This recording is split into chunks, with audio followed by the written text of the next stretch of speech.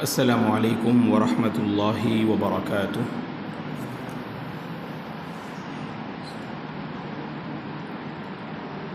الحمد للہ رب العالمین والعاقبۃ للمتقین والصلاة والسلام علی رسولہ الامین وعلی آلہ وصحبہ اجمعین ومن تبعہ بإحسان الی یوم الدین، اما بعد، فاعوذ باللہ من الشیطان الرجیم۔ ان عدۃ الشہور عند اللہ 12 شہرا فی کتاب اللہ یوم خلق السماوات والارض منها 4 حرم ذلك الدین القیم فلا تظلموا فیہن انفسکم وقاتلوا المشرکین کافة كما يقاتلونکم کافة وَاعْلَمُوا أَنَّ اللَّهَ مَعَ الْمُتَّقِينَ۔ قابل احترام حضرات و خواتین، محرم الحرام میں ہم سب داخل ہو چکے ہیں۔ محرم الحرام 4 حرمت والے مہینوں میں سے ایک مہینہ ہے۔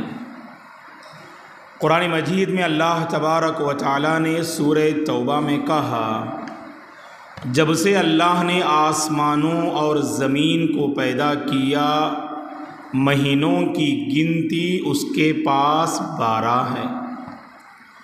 ان 12 مہینوں میں 4 مہینے حرمت والے ہیں، ذی قعدہ، ذی الحجہ، محرم اور رجب۔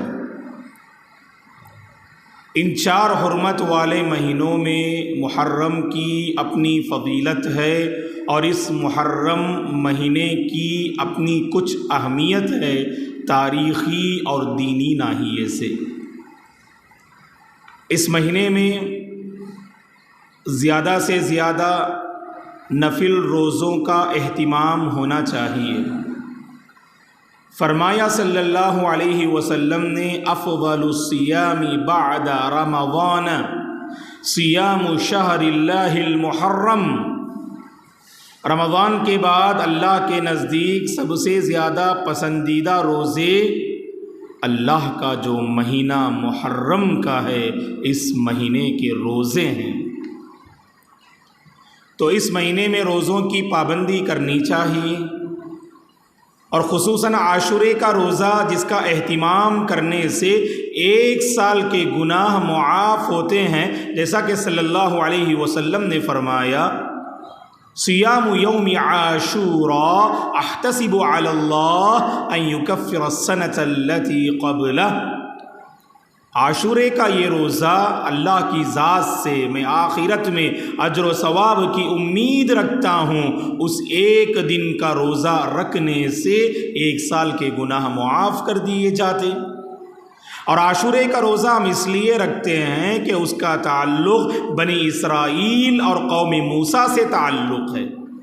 بعض لوگ سمجھتے ہیں کہ عاشورہ جو روزہ ہے اس کا تعلق شہادت حسین سے ہے رضی اللہ عنہ، کہ اس روزے کا شہادت حسین رضی اللہ عنہ سے کوئی تعلق نہیں، کیونکہ عاشورے کا روزہ بنی اسرائیل اور یہودی رکھتے تھے شکرانے کے طور پر۔ یہ بات ہم جانتے ہیں کہ بنی اسرائیل پر ظلم کرنے والا فرعون، موسیٰ علیہ السلام کے ذریعے اللہ نے بنی اسرائیل کو فرعون کے ظلم سے اللہ نے نجات دی۔ اور جس دن موسیٰ علیہ السلام بنی اسرائیل کو لے کر سمندر آپ نے پار کیا، اور سمندر میں اللہ نے فرعون جیسا ظالم و جابر بادشاہ کو اللہ تعالیٰ نے غرق کر دیا، وہ دن محرم کا یہی 10واں دن ہے، اور یہی محرم کی 10ویں تاریخ ہے۔ اور چونکہ محرم کی 10ویں تاریخ کو بنی اسرائیل سمندر پار کیے، فرعون کے ظلم سے وہ نجات پائے اور فرعون کو غرق کر دیا گیا، تو لہٰذا شکرانے کے طور پر مسلمان روزے کا اہتمام کرتے ہیں۔ جب اللہ کے نبی نے پوچھا، جب مدینہ آئے آپ، کہ آپ کیوں، یہودیوں سے پوچھا کہ آپ کیوں عاشورے کا روزہ رکھتے ہیں، تو کہا کہ اس لیے کہ اللہ تبارک و تعالیٰ نے موسیٰ علیہ السلام اور آپ کی قوم کو فرعون سے نجات دی، اس لیے ہم روزہ رکھتے ہیں۔ اللہ کے نبی نے کہا صلی اللہ علیہ وسلم نے، نحن احق و اولا بموسیٰ منکم، ہم تم سے زیادہ موسیٰ علیہ السلام کے سلسلے میں حق رکھتے ہیں۔ لہٰذا اللہ کے نبی نے پابندی کی، اور رمضان کے روزے فرض ہونے سے پہلے عاشورے کا روزہ مسلمانوں پہ فرض تھا، اور جب رمضان کے روزے فرض قرار دیے گئے یا عاشورے کا روزہ مسنون ہو گیا، اور عاشورہ کا روزہ اس کے متعلق اللہ کے نبی نے فرمایا اگر آئندہ سال میں زندہ رہوں تو میں 9 تاریخ کو روزہ رکھوں گا، یہودیوں کی مخالفت کرتے ہوئے۔ لیکن اللہ کی یہ مرضی تھی کہ اس سال کے آنے سے پہلے اللہ کے نبی صلی اللہ علیہ وسلم اس دنیا سے رخصت ہو گئے، تو لہٰذا 9 اور 10 تاریخ کو روزہ رکھنا مسنون ہے، 10 تاریخ کو عاشورے کی نیت سے اور 9 تاریخ کو نفل کی نیت سے۔ اور 9 تاریخ کو روزہ کیوں رکھتے ہیں ہم؟ کیونکہ یہودی بھی 10 تاریخ کو روزہ رکھتے ہیں، ان کی مخالفت کرنے کا ہمارے نبی نے حکم دیا، اس لیے ہم 9 تاریخ کو بھی رکھیں اور 10 تاریخ کو بھی رکھیں۔ 9 تاریخ کو مخالفت کرنے کی وجہ سے جو آپ کی نیت ہے اس پر آپ کو اجر دیا جائے گا، اور 10 تاریخ کو اگر آپ روزہ رکھیں تو 1 سال کے گناہ انشاءاللہ معاف کر دیے جائیں گے۔ اہل علم نے کہا کہ اصل مخالفت کرنا مقصود ہے یہودیوں کی، وہ یا تو 9 10 ان 2 دن روزہ رکھیں آپ، یا 10 11 یہ 2 دن بھی روزہ رکھ سکتے ہیں۔ اگر کوئی بندہ 9 اور 10 یا 10 اور 11 روزہ نہیں رکھ سکتا تو صرف عاشورے کا روزہ رکھنے کی کوشش کرے، تو صرف 1 دن کا روزہ بھی آپ رکھ سکتے ہیں الحمدللہ۔ چلے ہم آگے بڑھتے ہیں۔ اب یہاں ہم آپ تمام سے مطالبہ کرتے ہیں، تھوڑا غور سے سنیں۔ جیسے ہم اس مہینے میں داخل ہوتے ہیں تو ہمارے ذہنوں میں بہت ساری تاریخ گھومتی ہے۔ ایک بنی اسرائیل کی تاریخ ہے، قوم فرعون کی تاریخ ہے، تو وہیں پر ایک تاریخ ہے جو اس مہینے سے جڑی تاریخ ہے، میری مراد حسین رضی اللہ عنہ کی شہادت۔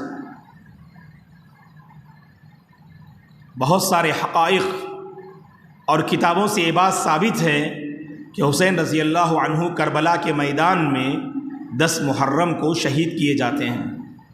اب آئیے انشاءاللہ مختصر حسین رضی اللہ عنہ کی شہادت کا جو واقعہ ہے وہ تاریخ کے پس منظر میں اور صحیح اور مستند کتابوں کے حوالے سے ہم آپ کی خدمت میں وہ واقعہ رکھنا چاہتے ہیں، اس لیے کہ جب اس واقعے پر تبصرہ کرتے ہیں تو یہاں پر 2 قسم کے لوگ نظر آتے ہیں ہمیں۔ یا تو بعض لوگ یزید رحمۃ اللہ علیہ کو بہت برا بلا کہتے ہیں، یا نہیں تو حسین رضی اللہ عنہ کے خلاف نامناسب الفاظ استعمال کرتے ہیں۔ حسین رضی اللہ عنہ صحابی رسول ہیں اور یزید رحمۃ اللہ علیہ صحابی رسول کے بیٹے ہیں۔ اب غور سے سنیے اور معلومات کو ذہن میں بٹھانے کی کوشش کیجیے۔ یہ بات آپ جانتے ہیں، یہ واقعہ کیسے پیش آیا یہ ہم آپ کی خدمت میں رکھتے ہیں۔ اب بتائیے گا اللہ کے نبی مدینے میں کتنے سال رہے؟ 10 سال رہے الحمدللہ۔ 11ویں سال اللہ کے نبی کی وفات ہوئی۔ اگر کوئی آپ سے پوچھے ہمارے نبی کی تاریخ وفات کیا ہے تو 11ویں ہجری 12 ربیع الاول اللہ کے نبی اس دنیا سے وفات پا گئے، اس میں کسی نے اختلاف کیا ہی نہیں۔ پوری طرح سے یہ بات ثابت ہے کہ 11 ہجری 12 ربیع الاول کو اللہ کے نبی صلی اللہ علیہ وسلم اس دنیا سے وفات پا گئے۔ اب اس کے بعد ابو بکر رضی اللہ عنہ خلافت پر آئے، 2 سال چند مہینے خلافت کیے، 13 ہجری میں وفات پا گئے۔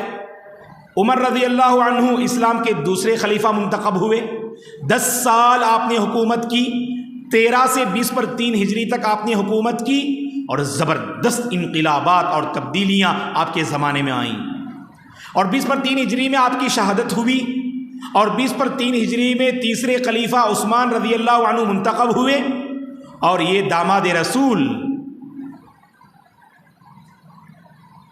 اور آپ رضی اللہ عنہ کی خوبی 4 خلفاء میں سب سے لمبی مدت تک خلافت کرنے والے، 12 سال آپ نے خلافت کی۔ عمر رضی اللہ عنہ 10 سال، اور عثمان رضی اللہ عنہ 12 سال آپ خلافت کرتے ہیں آپ، تو 20/3 سے 30/5 ہجری تک آپ رضی اللہ عنہ کی شہادت ہوتی ہے۔ اب یہاں پر آپ لوگوں سے گزارش ہے کہ تھوڑا موبائل وغیرہ جو ہے آپ تھوڑا بند کر دیجیے آپ لوگ، یہ درمیان میں اگر آپ جائیں تو بات سمجھ میں نہیں آئے گی آپ لوگوں کو، اسی لیے تھوڑا غور سے سنیے مجھے آپ۔ تاریخی ناحیے سے انشاءاللہ بہت ہی اہم باتیں ہیں جو میں آپ کی خدمت میں رکھوں گا۔ درمیان میں آئیں گے آپ تھوڑا جا کے، میری بات آپ کو جو سمجھ میں نہیں آئے گی سر کے اوپر سے جائے گی، اگر مکمل سنیں گے تو آپ کے جو ہے کان سے گزرتے ہوئے دماغ تک پہنچے گی انشاءاللہ باتیں، اسی لیے میری آپ سے گزارش ہے کہ تھوڑا آپ میرے ساتھ جو رہیں انشاءاللہ۔ جزاکم اللہ خیرہ۔ تو اس عمر رضی اللہ عنہ 12 سال آپ نے خلافت کی، 20/3 ہجری سے 30/5 تک، اور اس کے بعد آپ کی شہادت ہوتی ہے۔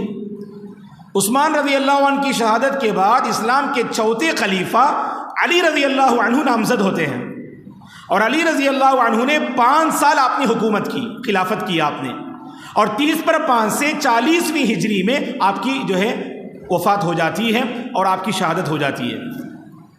تو سبحان اللہ، 40 ہجری میں 4 خلفاء کا زمانہ ختم ہوتا ہے۔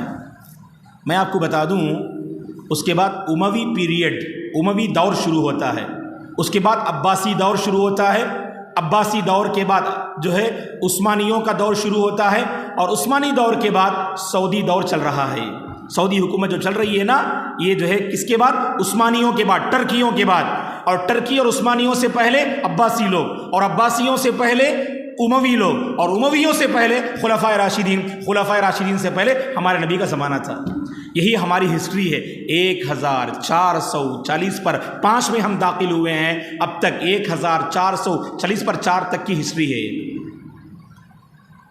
تو 40ویں ہجری میں 4 خلفاء بھی اس دنیا سے ختم ہو گئے، رخصت ہو گئے۔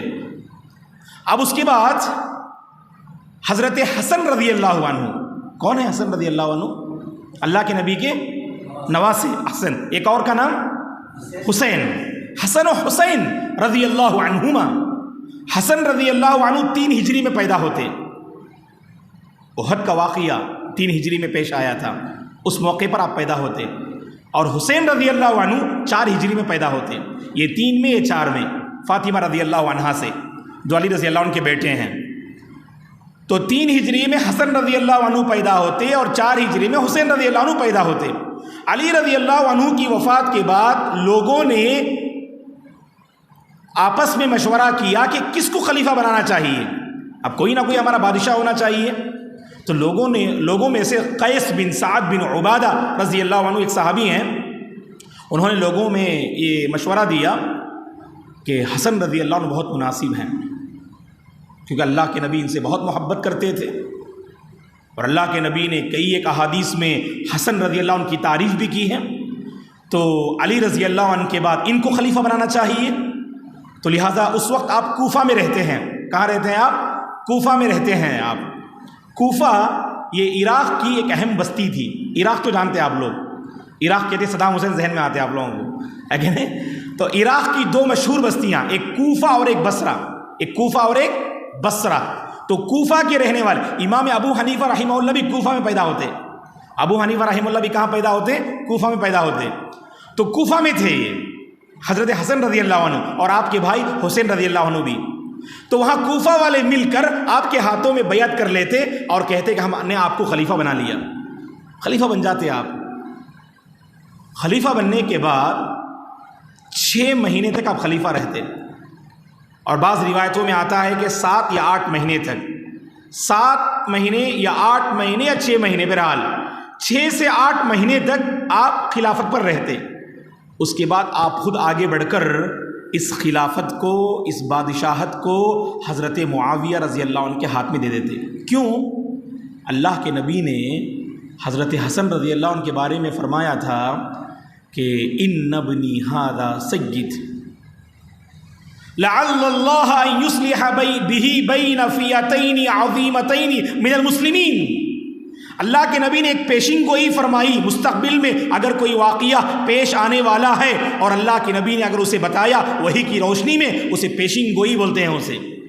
تو اللہ کے نبی نے اپنے نواسے کے بارے میں فرمایا، اے میرے صحابہ دیکھو، میرے نواسے سردار بنیں گے، آگے قوم کے لیڈر بنیں گے، اور اللہ میرے نواسے کے ذریعے دو لڑنے والی جماعتوں کے درمیان اللہ صلح کروائیں گے۔ اللہ اکبر۔ میرے نواسے کے ذریعے دو لڑنے والی قوموں کے درمیان صلح کروائیں گے۔ یہ دو لڑنے والی قوم کون تھی؟ یہ دو لڑنے والی جماعت کون تھی؟ ایک سیریا والے اور ایک عراق والے۔ سیریا نام سنا ہے آپ نے، اور عراق بھی نام سنا ہے ماشاءاللہ۔ سیریا والے چاہتے تھے کہ معاویہ رضی اللہ عنہ عثمان رضی اللہ عنہ کے بعد خلیفہ بنے، اور عراق والے چاہتے تھے کہ حضرت عثمان رضی اللہ عنہ کی شہادت کے بعد حضرت علی خلیفہ بنے۔ یہ 5 سال تک لڑائی جاری رہی، لیکن کون خلیفہ تھے اس وقت؟ حضرت علی تھے رضی اللہ عنہ۔ حضرت علی رضی اللہ عنہ کی پیریڈ میں 5 سال میں سیریا والے اور عراق والوں کے درمیان وقتاً فوقتاً لڑائی رہتی تھی، اور اللہ تعالیٰ نے اس لڑائی کا خاتمہ حضرت حسن رضی اللہ عنہ کے ذریعے سے کر دیا۔ اب عراق والے کسے چاہیں گے؟ معاویہ رضی اللہ عنہ کو یا حسن رضی اللہ عنہ کو چاہیں گے؟ بتائیے آپ۔ نہیں، عراق والے حسن رضی، کیونکہ باپ کے بیٹے ہیں آپ۔ علی رضی اللہ عنہ کو چاہتے تھے، اب ان کے بعد کسے چاہیں گے؟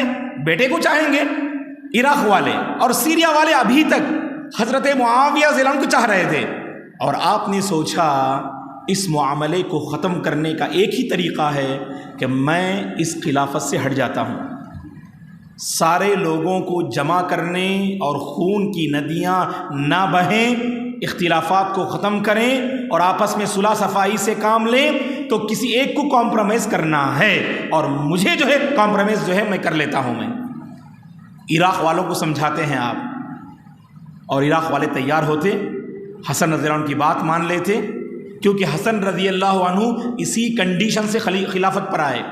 جب ان لوگوں نے کہا علی رضی اللہ عنہ کی وفات کے بعد ہم آپ کو خلیفہ بنانا چاہتے ہیں، انہوں نے ایک کنڈیشن رکھا کہ آپ لوگ بھلائی کے مسئلے میں سلسلے میں میری بات مانیں گے، بھلائی کے سلسلے میں آپ میری بات مانیں گے۔ اور یہاں پر جب آپ نے 6 مہینے 8 مہینے کے بعد کہا میں خلیفہ نہیں رہوں گا، حضرت معاویہ رضی اللہ عنہ جو بڑے عظیم صحابی ہیں، ابو سفیان رضی اللہ عنہ کے بیٹے، وہ خلیفہ رہیں گے مسلمانوں کے، مان لیتے ہیں لوگ۔ الحمدللہ عراق والے، سیریا والے، مدینہ والے، سب کے سب حضرت معاویہ رضی اللہ عنہ کو اپنا بادشاہ مان لیتے ہیں۔ یہ واقعہ کب پیش آتا ہے؟ 40/1 ہجری میں، 40 میں علی رضی اللہ عنہ 7 سے 8 مہینے یہ خلافت پر رہتے۔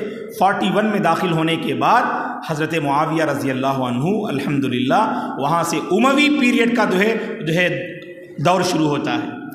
اموی پیریڈ کا آغاز ہوتا ہے یہاں سے 41 سے 132 تک، 41 سے 132 تک۔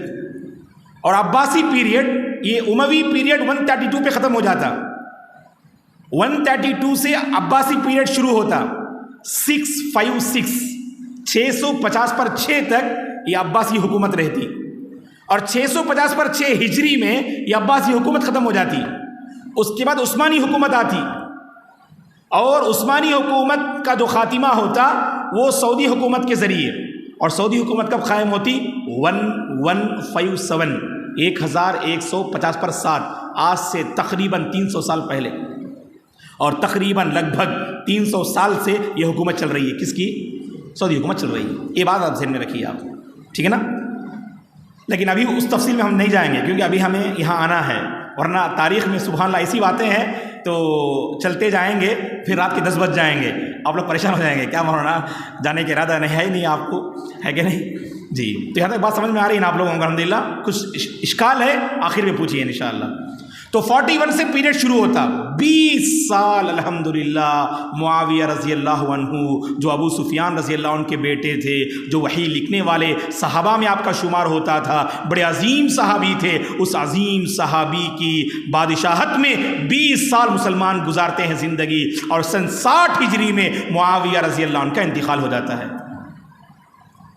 معاویہ رضی اللہ عنہ کے انتقال کے بعد اب پھر فتنہ شروع ہوتا ہے یہاں۔ کوفہ اور عراق والے علی رضی اللہ عنہ کے خاندان والوں میں حسین رضی اللہ عنہ موجود رہتے، حسن رضی اللہ عنہ کا انتقال ہو جاتا، کب انتقال ہوتا حسن رضی اللہ عنہ کا؟ 50 ہجری میں، 50 ہجری میں حسن رضی اللہ عنہ کا کیا ہوتا؟ انتقال ہو جاتا۔ اب کون باقی رہتے ہیں؟ اللہ کے نبی کے نواسوں میں حسین رضی اللہ عنہ باقی رہتے۔ اب کوفہ والے اور عراق والے چاہتے کہ معاویہ رضی اللہ عنہ انتقال ہو گئے ہیں، اب ان کے بعد ان کے بیٹے جب آئیں گے بادشاہت پر، یہ مناسب نہیں ہے، صحابی رسول یہاں حسین موجود ہے رضی اللہ عنہ، وہ خلافت میں آنا چاہیے۔ 60 ہجری میں معاویہ رضی اللہ عنہ کا انتقال ہو جاتا۔ اس کے بعد ان کے بیٹے ہیں یزید رحمۃ اللہ علیہ۔ یزید رحمۃ اللہ علیہ صحابی نہیں تھے، وہ تابعی ہیں۔ وہ صحابہ کے شاگردوں کو کیا بولتے؟ تابعی بولتے۔ 20/6 ہجری میں پیدا ہوتے۔ بعض لوگ سوال کرتے کیا یزید رحمۃ اللہ علیہ صحابی تھے؟ کیا سوال ہی نہیں پیدا ہوتا، صحابی ہیں وہ۔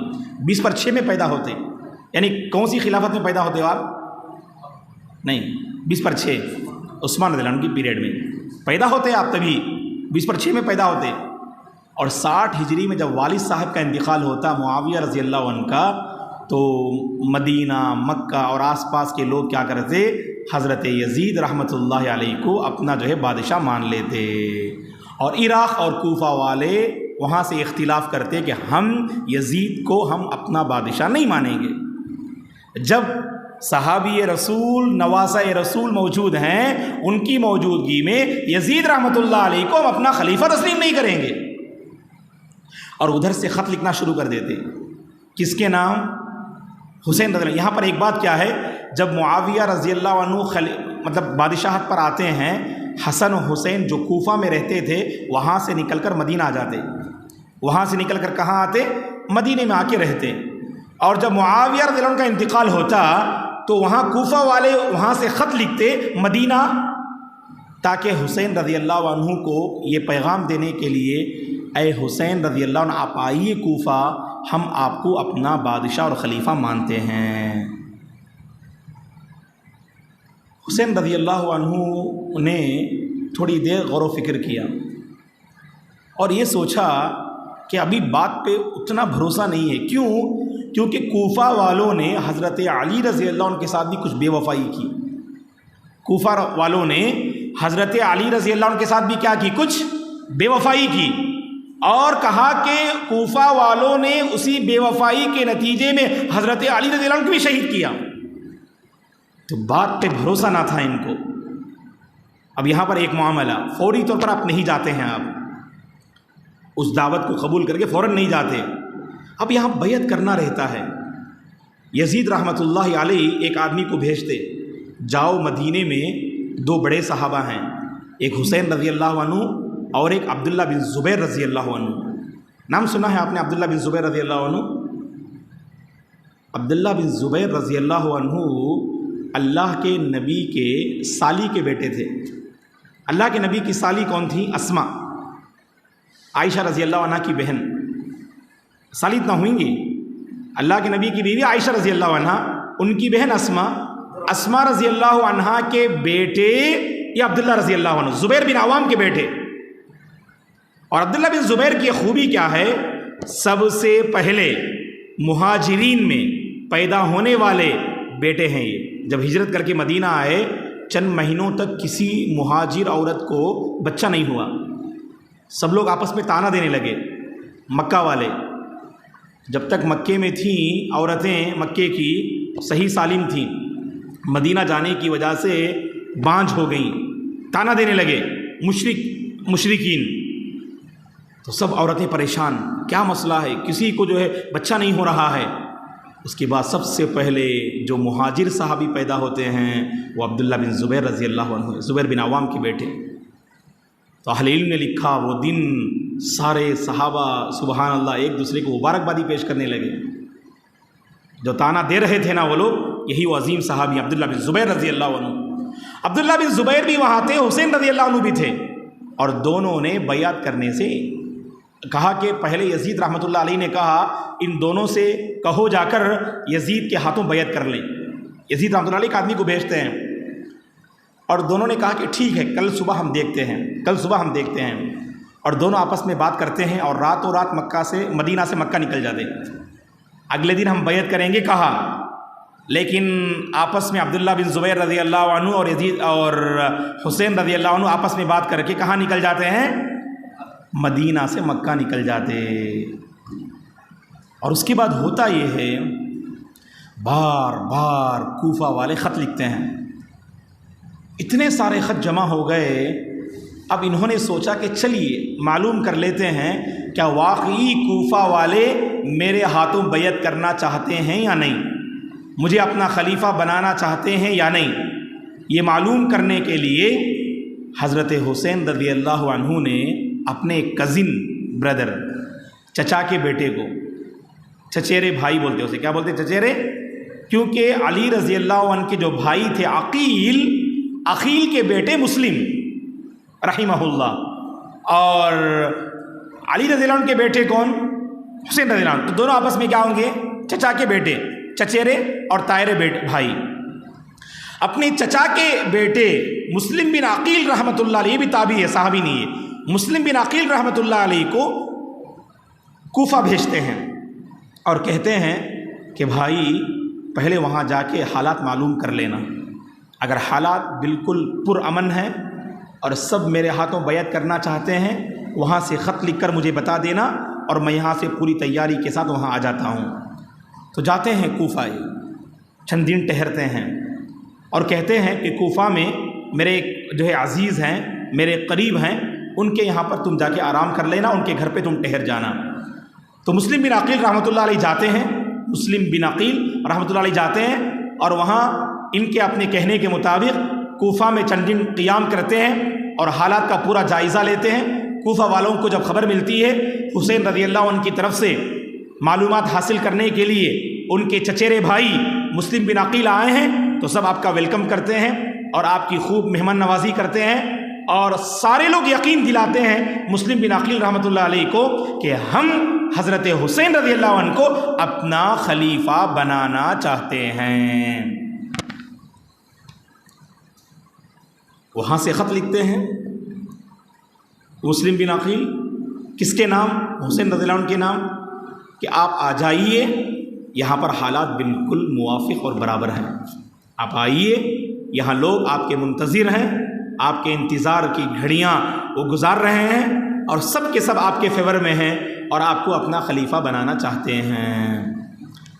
حسین رضی اللہ عنہ اب کوفہ نکلنا چاہتے ہیں، اور مکے سے جب کوفہ نکلنے کا آپ ارادہ کرتے ہیں، بہت سارے جو صحابہ اس وقت موجود تھے، یہ کب ہوتا ہے، سن 60 ہجری میں، 60 ہجری میں معاویہ رضی اللہ عنہ کی وفات ہوئی۔ ان کے بعد یزید رحمۃ اللہ علیہ کو ادھر کے لوگ اپنا خلیفہ بنانا، ادھر کے سے مراد کیا، مدینہ، مکہ اور طائف اور آس پاس کے علاقے، اور ادھر کے لوگ جو عراق والے، کوفہ بصرہ والے، حضرت حسین رضی اللہ عنہ کو اپنا خلیفہ بنانا چاہ رہے تھے۔ تو لہٰذا یہاں سے جب نکلنے کا ارادہ کیا، بہت سارے صحابہ نے حضرت حسین رضی اللہ عنہ کو روکا اور کہا کہ اے حسین مت جائیے آپ، کیونکہ ہم جانتے ہیں کوفہ والوں کے متعلق کہ وہ کس قدر آپ کے سلسلے میں وہ اپنی خواہش اور رغبت کو ظاہر کریں ہیں، وہ کوفہ والے بے وفائی کر بیٹھیں گے، ان پر آپ بھروسہ مت کرنا، لہٰذا آپ مت جائیے۔ روکنے والوں میں عبداللہ بن زبیر رضی اللہ عنہ خود، حالانکہ نکل کے آئے تھے مدینہ سے مکہ ساتھ میں، اور کہا کہ ہم کچھ دوسری پلاننگ کرتے ہیں، لیکن اب آپ کا وہاں جانا ٹھیک نہیں ہے۔ عبداللہ بن زبیر رضی اللہ عنہ نے روکا، عبداللہ بن عباس رضی اللہ عنہ بھی روکا۔ روکنے والوں میں کون تھے؟ عبداللہ بن عباس، جو بڑے عظیم صحابی ہیں، مفسر قرآن، جو مکے میں تھے۔ عبداللہ بن عباس رضی اللہ عنہ نے بھی نواسۂ رسول سے کہا، اے حسین آپ کا وہاں جانا مجھے ٹھیک نہیں لگ رہا ہے، آپ یہیں رہیے، انتظار کیجیے، حالات اگر قابو میں آ جائیں تو بعد میں کچھ سوچتے ہیں، آپ یہاں وہاں مت جائیے آپ۔ حسین رضی اللہ عنہ نے نہیں مانا۔ اسی کو کہتے ہیں مقدر، انسان کی موت جہاں لکھی ہوئی ہوتی ہے، کوئی نہ کوئی بہانہ بنا کے وہ انسان وہاں سے رخصت ہوتا ہے، تاکہ وہ موت کی گھڑی اور موت کی وہ جگہ جو اللہ نے اس کے حق میں لکھ دی ہے، اس مقام تک وہ پہنچ ہی جاتا ہے۔ اب یہاں پر ہم یہ تبصرہ نہیں کرنا اگر وہ نہ جاتے تو شاید ان کی شہادت نہ ہوتی، یہ بحیثیت مسلمان ہماری سوچ نہیں ہونی چاہیے۔ یہ بہت سارے لوگ کہتے انہوں نے غلطی کر دی بیٹے نے، اگر وہ فلاں ہسپتال لے کے جاتے شاید جان بچ جاتی۔ ایسا نہیں ہے، حالات کچھ ایسے پیش آ جاتے ہیں کہ انسان خود بخود وہاں مجبور ہو جاتا ہے۔ تبصرہ کرنے والے کرتے ہیں اگر فلاں ہسپتال جاتے تو شاید کیا تقدیر پہ غالب آ جاتے ہو، کہا کہ نہیں، یہی مقدر ہے، قدر اللہ ما شاء وفعل۔ بس تسلی دینے کے لیے کہہ لیتے کہ کچھ نہ کچھ ایسا معاملہ ہوتا تو بہتر ہوتا، کہیں اس سے ہمارا ایمان اور عقیدہ کمزور نہیں ہونا چاہیے دوستو۔ کیونکہ یہاں اس واقعے کو ذکر کرتے ہوئے بعض لوگ حضرت حسین رضی اللہ عنہ اگر نہ جاتے تو آپ کی شہادت نہ ہوتی، یہ ذکر نہ کرے، شہادت کو اللہ نے آپ کے مقدر میں لکھ دیا تھا۔ عبداللہ بن عباس رضی اللہ عنہ نے حضرت حسین رضی اللہ عنہ کے ہاتھ کو پکڑا اور کہا کہ آپ مت جائیں، آپ کا جانا مجھے کسی بھی طرح ٹھیک نہیں لگ رہا ہے۔ لیکن آپ رضی اللہ عنہ نے کہا کہ نہیں اے ابن عباس، مجھے جانا ہی ہے۔ مسلم بن عقیل میں نے اپنے چچیرے بھائی کو بھیجا اور وہاں سے مجھے خط ملا ہے کہ باقاعدہ وہاں کے لوگ میرے ہاتھوں بیعت کرنے کے لیے پوری طرح سے تیار ہیں، اب مجھے جانا ہے۔ تو نکلتے ہیں اور ساتھ میں آپ کے کچھ رشتہ دار بھی آپ کے ساتھ ہو جاتے ہیں، اور اہل علم نے لکھا کہ حسین رضی اللہ عنہ کے ساتھ آپ کے 2 بیٹے بھی آپ کے ساتھ ہو گئے، اور مزید آپ کے کچھ رشتہ دار بھی تھے، مسلم بن عقیل کے کچھ رشتہ دار بھی تھے، کیونکہ انہوں نے کہا کہ چلو ہمارے مسلم بن عقیل کوفہ میں، ان سے بھی ہم ملاقات کر لیں گے اور واپس ہم مسلم بن عقیل کو لے کر آ جاتے ہیں۔ تو مسلم بن عقیل کے رشتہ دار بھی آپ کے ساتھ ہو گئے اور حسین رضی اللہ عنہ کے بعد رشتہ دار بھی آپ کے ساتھ ہو گئے۔ اب یہاں سے نکلتے ہیں اور ادھر کوفہ والے مسلم بن عقیل کے ساتھ بے وفائی کر بیٹھتے ہیں۔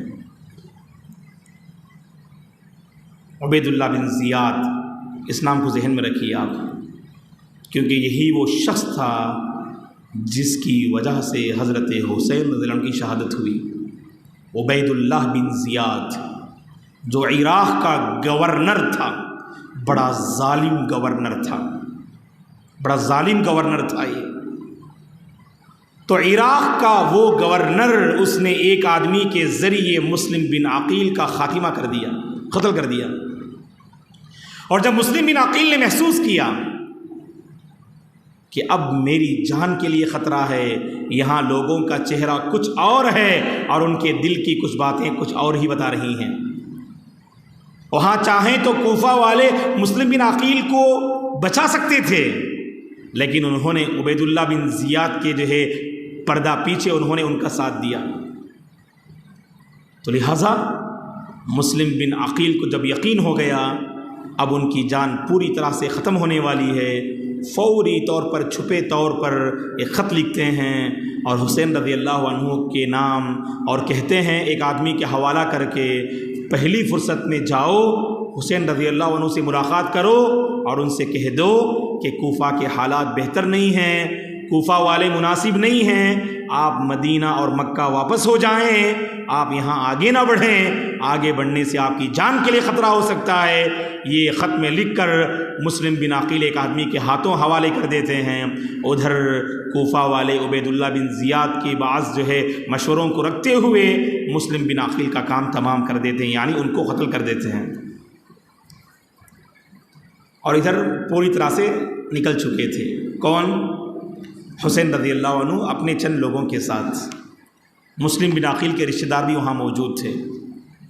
راستے میں وہ خط ملتا ہے، ابھی مکہ سے نکلے، ایک فاصلہ انہوں نے طے کیا، راستے میں خط ملتا ہے، اور خط ملنے پر جب پڑھتے ہیں مسلم بن عقیل کے نے خط لکھا تھا، اس خط کو اس میں جو باتیں تھیں کہ اے حسین آپ لوٹ جائیے، کوفہ کی حالات اب مناسب نہیں رہے، وہاں کے لوگ ممکن ہے کہ وہ آپ کی جان کے پیچھے پڑ جائیں، آپ یہاں سے واپس ہو جائیے۔ خط پڑھ کر حسین رضی اللہ عنہ نے سوچا کہ اب ہمیں واپس ہونا ہے. آئے تھے، نکلے تھے کس وجہ سے؟ انہوں نے آپ کو طلب کیا، اور جب مسلم بن عقیل نے خط لکھا کہ حالات بالکل برابر ہیں تو نکل پڑے آپ. بعض صحابہ نے روکنے کی کوشش کی، آپ نے بات نہ مانی اور نکل گئے. اور راستے میں جب ان کی بے وفائی ظاہر ہو گئی، آپ اپنے قدم کو واپس کرنا چاہ رہے تھے. لیکن مسلم بن عقیل کے جو رشتہ دار تھے انہوں نے کہا کہ نہیں، اب ہم واپس نہیں جائیں گے. ہمارے آدمی کو انہوں نے دھوکے سے قتل کیا، اس خون کا بدلہ ہم لے کر ہی واپس ہوں گے. حسین رضی اللہ عنہ نے سمجھایا، وہ بدلے کا معاملہ بعد میں کرتے ہیں ہم، اب پہلے ہم مکہ جاتے ہیں اور بعد میں ہم وہاں مشورہ کر کے اس کے بعد قدم کو آگے بڑھاتے ہیں. کہا کہ نہیں. مسلم بن عقیل کے میں نے کہا نا رشتہ دار بھی ساتھ آئے تھے. اب یقیناً ظاہر بات ہے، اب جو رشتہ دار ہوتے ہیں وہ اپنے رشتے کا جو ہے کہ خون کا بدلہ لینا ہی چاہیں گے. تو حسین رضی اللہ عنہ کے منع کرنے کے باوجود وہ لوگ اپنے قدم کو آگے بڑھا رہے تھے. حسین رضی اللہ عنہ نے سمجھا کہ یہ میرا ساتھ دینے کے لیے نکلے، اگر میں ان کا ساتھ نہ دوں یہ مناسب نہ ہوگا. یہ سمجھ کر آپ ان کے ساتھ آگے بڑھ گئے. اور جب یہاں غور سے سنیے، یزید رحمۃ اللہ علیہ کو یہ خبر پہنچی، حسین رضی اللہ عنہ آپ کے ہاتھوں بیعت کرنے کے لیے تیار نہ ہوئے. حالانکہ جس آدمی کو آپ نے بھیجا اس آدمی سے آپ نے کیا کہا؟ میں اگلے دن ہم بیعت کریں گے. مدینے سے نکل گئے. عبداللہ بن زبیر رضی اللہ عنہ، حسین رضی اللہ عنہ دونوں چھپ گئے ایسے مقام پر کہ لوگوں کی زیادہ نظر نہ پڑے. اور بعد میں جب نکلنے کی باری آئی تو ان صحابہ نے آپ سے ملاقات کی اور یہ خبر حضرت یزید تک پہنچ گئی رحمہ اللہ. اور یزید رحمۃ اللہ علیہ نے عبید اللہ بن زیاد کے نام ایک خط لکھا، جو کہاں کا گورنر تھا؟ عراق کا. خط میں یہ لکھا یزید رحمۃ اللہ علیہ نے کہ نواسۂ رسول آ رہے ہیں، آپ انہیں روک کر رکھو اور کسی طرح انہیں تم مدینہ یا مکہ واپس کر دینا. میں یہاں پر حسین رضی اللہ عنہ سے اپنا معاملہ ذکر کر کے میں ان کے ساتھ جو ہے یعنی کمپرومائز جو معاملہ ہے ہم کر لیتے ہیں. نواسۂ رسول ہیں، پورے احترام کے ساتھ تم انہیں اپنی گرفتاری میں لے کر کہاں بھیج دینا؟ مکہ یا مدینہ بھیج دینا. انہیں کوفہ والوں کے حوالے نہ کرنا، ورنہ کوفہ والے کچھ نہ کچھ نقصان پہنچا دیں گے. اور نقصان پہنچانے والا اصل عبید اللہ بن زیاد تھا. اور یہیں پر یزید رحمۃ اللہ علیہ سے غلطی ہوئی. انہوں نے معاملے کو کس کے حوالے کیا؟ عبید اللہ بن زیاد کے حوالے کیا. اور عبید اللہ بن زیاد یہ وہ انسان تھا جو علی رضی اللہ عنہ اور آپ کے خاندان والوں کے سلسلے میں اس کی اچھی رائے نہ تھی. وہ تو ان کا دشمن تھا، تو معاملے کو حوالے کیا دشمن کے. اب یہاں دیکھیے تاریخ جو ہے کیا بیان کرتی ہے. عبید اللہ بن زیاد بہت خوش ہو گیا، کیونکہ وہ تو اب خلیفہ کون ہے؟ اب بادشاہ کون ہے؟ یزید. اب یزید رحمۃ اللہ علیہ کی طرف سے جب آرڈر آئے گا تو ان کو ماننا پڑے گا. تو لہذا اس نے موقع کو غنیمت جانا اور اپنے ایک لشکر کو لے کر، افراد کو لے کر وہ نکل پڑا. کہاں سے؟ عراق سے نکل پڑا، تاکہ راستے میں حضرت حسین سے ملاقات کرتے ہیں. اور کچھ اپنے اندر غلط ارادہ رکھ کر نکلا تھا عراق سے. عراق سے یہ نکلا اور ادھر وہ آگے بڑھ رہے ہیں کدھر؟ عراق کی جانب. حسین رضی اللہ عنہ عراق کی جانب آگے بڑھ رہے ہیں اور عراق سے ایک بڑا لشکر لے کر عبید اللہ بن زیاد نکلا. اب بتائیے گا، یہاں پر حسین رضی اللہ عنہ کے ساتھ چند افراد ہیں. اب یہ نکلے تھے مکہ سے لڑائی کے ارادے سے، کیا جنگ کے ارادے سے. راستے میں خبر ملی، اس طرح مسلم بن عقیل کو انہوں نے دھوکے سے قتل کر دیا. اب کون جو ہے کن کے پاس جنگ کے سامان رہیں گے؟ عبید اللہ بن زیاد کے لشکر کے پاس یا حسین رضی اللہ عنہ کے ساتھیوں کے پاس؟ کس کے پاس لشکر پورے سامان رہیں گے؟ عبید اللہ بن زیاد کے پاس. ظاہر بات ہے وہی پوری پلاننگ کر کے نکل رہا ہے. تو عبید اللہ بن زیاد نکلا چند افراد کو لے کر عراق سے اور ادھر آگے بڑھ رہے ہیں۔ عراق سے پہلے ایک مقام ہے جس مقام کو میدان کربلا کہتے ہیں۔ اس مقام پر عبید اللہ بن زیاد نے حضرت حسین رضی اللہ عنہ سے ملاقات کی، یعنی وہ حضرت حسین رضی اللہ عنہ آپ کے ساتھ ہی آگے بڑھ رہے تھے۔ آگے عراق ہے، عراق پہنچنے سے پہلے راستے میں گویا کہ یعنی کربلا کا میدان اور کربلا کی جگہ پڑتی ہے۔ یوں سمجھ لیجئے گا اگر کوئی بندہ بنگلور سے نکلتا ہے مدراس جانے کے لیے، راستے میں کیا پڑے گا؟ ویلور پڑے گا، بالکل اسی طرح سے۔ تو راستے میں کربلا کا مقام آیا، اس کربلا کے مقام پر ملاقات ہوئی۔ ادھر پہلے سے مسلم بن عقیل کے رشتہ دار اپنے رشتہ دار کے خون کا بدلہ لینے میں وہی پورا ذہن ہے۔ آگے بڑھ کر جن لوگوں نے مسلم بن عقیل کو قتل کیا ان کا ہم بدلہ لے کر ہی رہیں گے۔ اور ادھر عبید اللہ بن زیاد اپنے اندر حالانکہ ظاہری طور پر یہ کہہ کے نکلا تھا ہم حسین رضی اللہ عنہ کو روک لیں گے اور ان کو کسی طرح واپس ہم کہاں بھیج دیں گے؟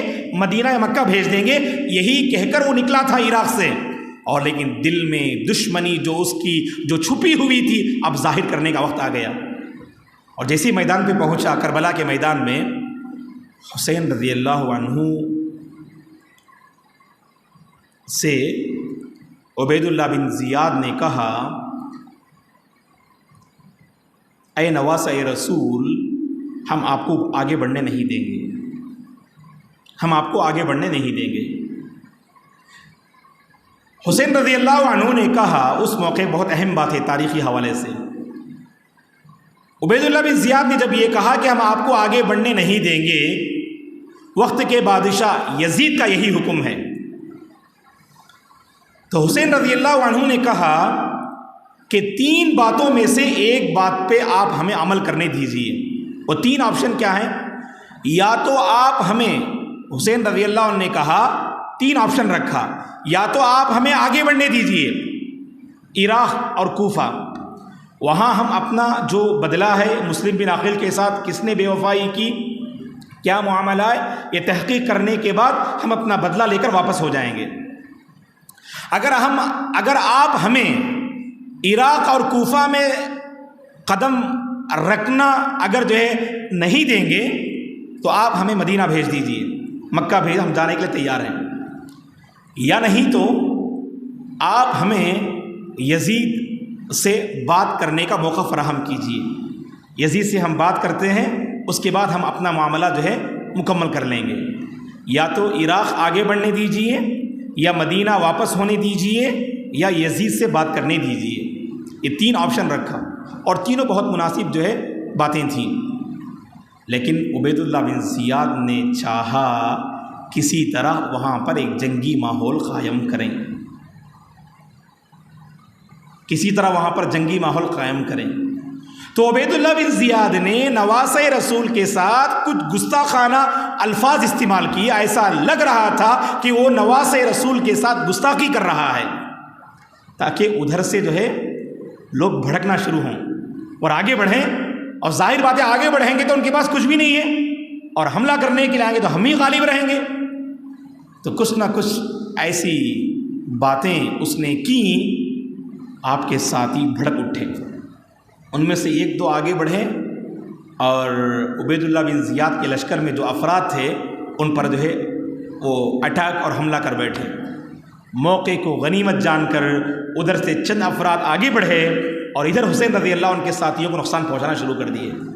دیکھتے ہی دیکھتے ابھی ادھر کوئی بات مکمل نہ ہو پائی، عبید اللہ بن زیاد اپنے ناپاک مقصد میں کامیاب ہو گیا، پوری طرح سے جنگ کا ماحول قائم ہو گیا، اور دونوں لشکر والے آپس میں بالکل برائے نام تھے۔ حسین رضی اللہ عنہ کے ساتھ جو افراد تھے اور وہ ایک بھاری لشکر ہے، ان دونوں کے درمیان لڑائی ہوئی، اور اس لڑائی میں حضرت حسین رضی اللہ عنہ کو شہید کر دیا گیا۔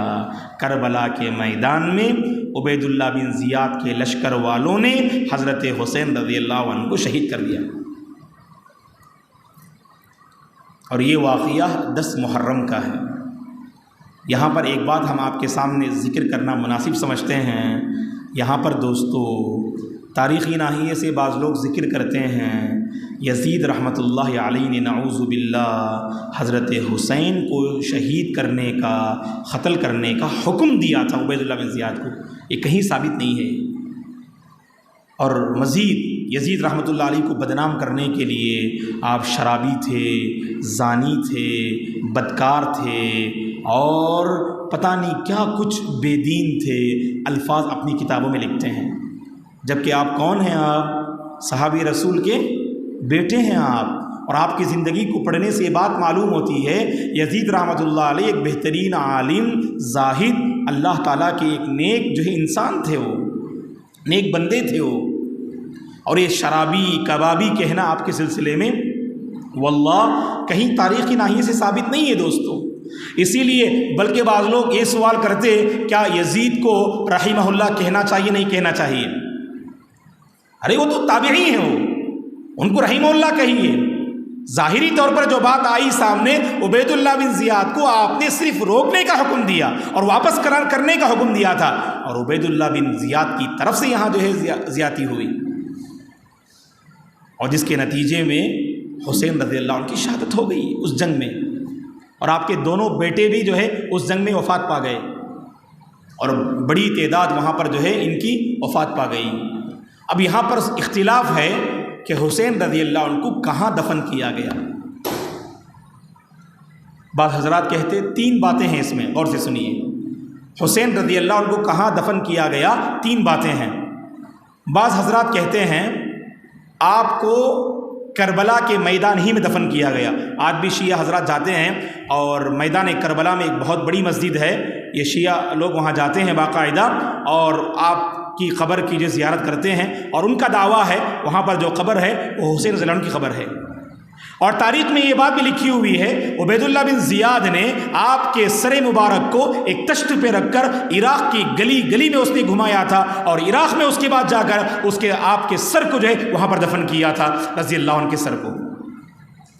اور بعض نے یہ بھی لکھا ہے کہ آپ کے سر مبارک کو میدان کربلا سے منتقل کیا گیا اور آپ کے جو ہے سر مبارک کو مدینہ منتقل کیا گیا، اور مدینے میں جو ہے یعنی آپ کی جو ہے سر کی جو ہے تدفین ہوئی۔ بعض نے کوفہ کہا، اور بعض نے میدان کربلا کہا، اور بعض نے مدینہ کہا۔ یہ تینوں روایتیں موجود ہیں، اللہ ہی بہتر جانتے ہیں، کیونکہ اس حوالے سے مختلف تاریخ کی کتابوں میں یہ تینوں روایتیں ہمیں ملتی ہیں۔ اللہ ہی بہتر جانتے ہیں کہ آپ کی جو ہے واقعی جو ہے تدفین، آپ کے جسم مبارک کو کہاں جو دفن کیا گیا، یہ میدان کربلا میں یا عراق کی بستی کوفہ میں، یا نہیں تو یعنی مدینے میں، اللہ تبارک و تعالیٰ ہی بہتر جانتے ہیں۔ لیکن یہ بات تاریخی حقائق سے ثابت ہے، حضرت حسین رضی اللہ عنہ کی شہادت میدان کربلا میں 10ویں محرم کو ہوتی ہے۔ اور اس کے بعد جب خبر ملتی ہے حضرت یزید رحمۃ اللہ علیہ کو، کافی وہ افسوس کا اظہار کرتے ہیں، عبید اللہ بن زیاد کو تنبیہ کرتے ہیں، اور عبید اللہ بن زیاد کو وہاں سے جو گورنر تھے ان کو وہاں سے معزول کر کے نکالتے ہیں، اور وہاں پر تاریخ میں ایک کا نام ہم پڑھتے ہیں، مختار بن ابو عبید الثقفی۔ مختار نام کا ایک انسان جس نے تاریخ کا کایا پلٹ دیا۔ اس کے بعد جتنے فتنے رونما ہوئے، ان فتنوں کی بیج بونے والا یہی مختار بن ابو عبید الثقفی تھا۔ اس نے نعرہ لگایا ہم حسین رضی اللہ عنہ کے خون کا بدلہ لے کر رہیں گے۔ علی رضی اللہ عنہ کے خون کا بدلہ جو ہے لینے کا دعویٰ کرنے والا بھی وہی تھا، اور حسین رضی اللہ عنہ کے خون کا بدلہ جو ہے لینے کا دعویٰ کرنے والا بھی وہی تھا۔ اسی نے صحابہ کو برا بھلا کہا، اسی نے شیعیت کو آگے بڑھایا، اسی نے شیعہ لوگ جو نظر آ رہے ہیں، یہی مختار بن ابی عبید الثقفی کا جو کارنامہ تھا، اسی نے اس قوم کو آگے بڑھایا تھا دوستو۔ اور اس نے اس کے بعد عبید اللہ بن زیاد کو اسی نے ختم کیا، اسی نے جو ہے عبید اللہ بن زیاد کو قتل کیا تھا۔ کس نے؟ مختار بن ابی عبید الثقفی نے۔ اور اس کے بعد اس نے شیعہ حضرات کی جماعت کو مضبوط کیا اس مختار بن ابو عبید الثقفی نے۔ تو کہنے کا مقصود یہ ہے، حسین رضی اللہ تعالی عنہ میدان کربلا میں شہید ہو گئے، اور شہادت ہوئے برسوں گزر گئے۔ یہاں سوال یہ ہے، یقیناً یہ دردناک واقعہ ہے، بحیثیت مسلمان کوئی یہ دعویٰ کر نہیں سکتا کہ جو ہوا نعوذ باللہ وہ ٹھیک ہوا، ہرگز نہیں کہہ سکتا۔ نواسۂ رسول کے ساتھ جو ظلم و زیادتی ہوئی یقیناً وہ دردناک اور المناک واقعہ ہے۔ کسی واقعے کے دردناک اور المناک ہونے کا یہ مطلب نہیں آپ اس تاریخ کو، جب بھی آپ اس تاریخ پر سے گزریں غم کا اظہار کریں۔ آپ شریعت کی تعلیم یہ ہے دوستو، 3 دن سے بڑھ کر آپ غم نہیں منا سکتے، آپ یعنی غم کا اظہار نہیں کر سکتے۔ آپ آنسوؤں کے ذریعے جو غم کا اظہار کریں گے آپ، شریعت نے کہا کہ 3 دن تک آپ جو ہے غم کے جو ہے دائرے میں رہ سکتے آپ، اور 3 دن کے بعد غم کے دائرے میں رہنا شریعت نے پسند نہ کیا۔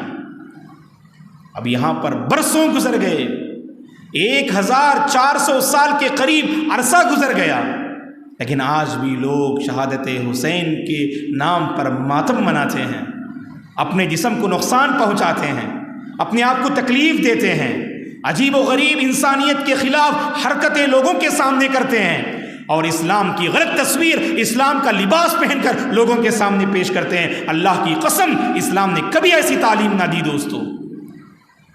میں یہاں پر ایک سوال کرتا ہوں، مسلمانوں کے حق میں سب سے دردناک واقعہ کون سا ہے دوستو؟ بتائیے۔ بارک اللہ فیک، احسن یا مدبر۔ اللہ کے نبی کی وفات امت محمدیہ کے حق میں سب سے زیادہ المناک واقعہ ہے، اس سے بڑا واقعہ کوئی ہو نہیں سکتا ہے۔ اللہ کے نبی اس دنیا سے رخصت ہو گئے، نعمت ہیں آپ، اللہ کا ایک کرشمہ تھے آپ، اللہ نے آپ کے ذریعے اس سرزمین میں توحید اور اسلام کو اللہ تعالیٰ نے عام کیا۔ ایسے اللہ کے بزرگ و برتر پیغمبر، افضل الرسل، خاتم النبیین، امام الانبیاء، رحمت للعالمین محمد عربی صلی اللہ علیہ وسلم کی وفات، یقیناً آپ کی وفات سب سے بڑا خسارہ ہے۔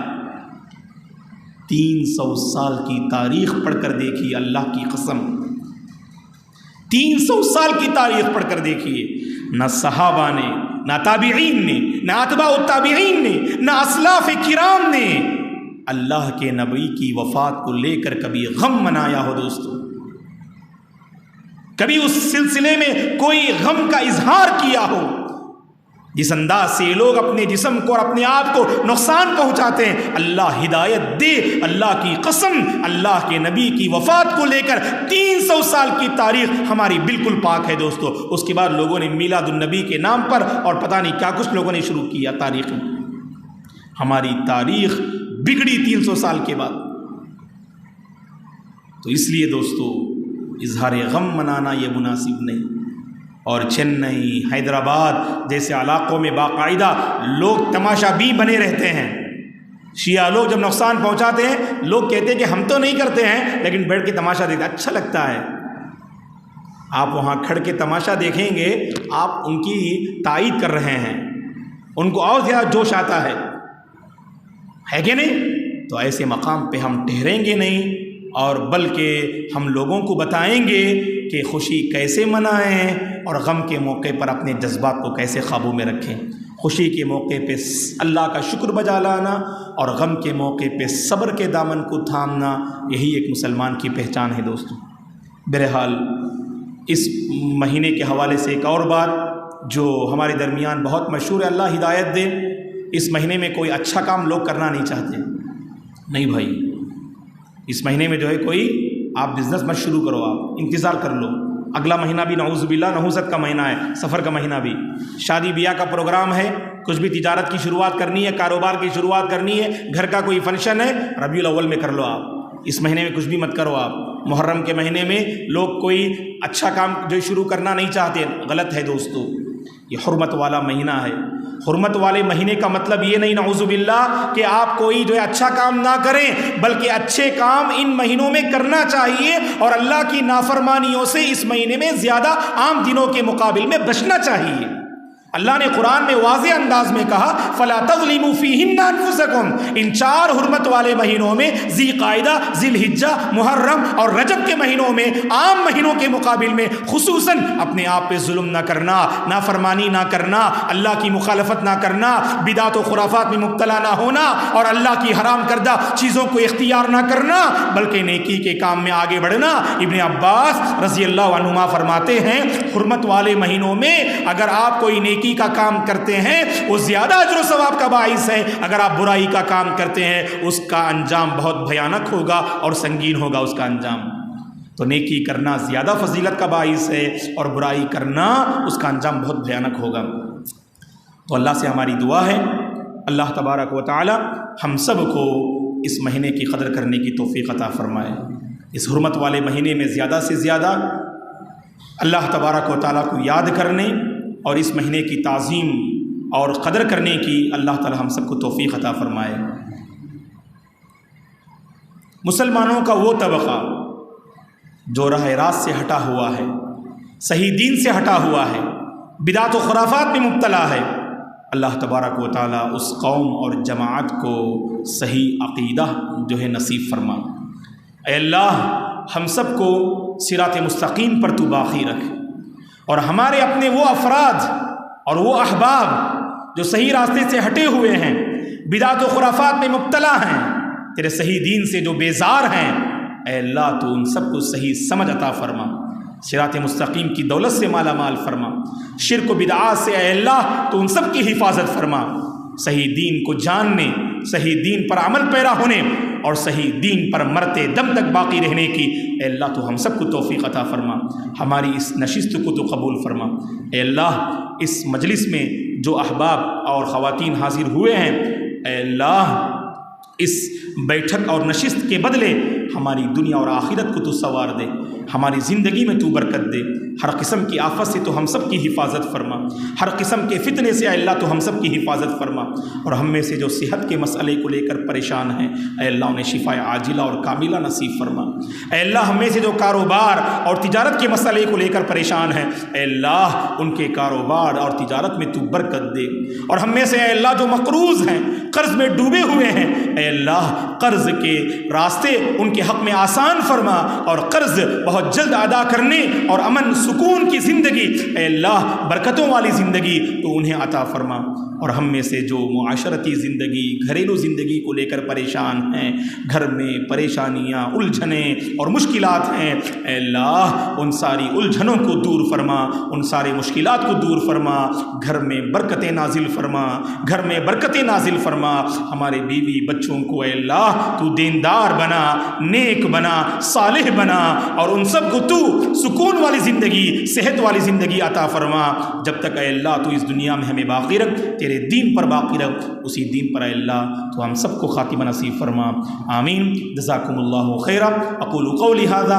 واستغفر اللہ لی ولکم ولسائر المسلمین من کل ذنب فاستغفروہ انہ الغفور الرحیم۔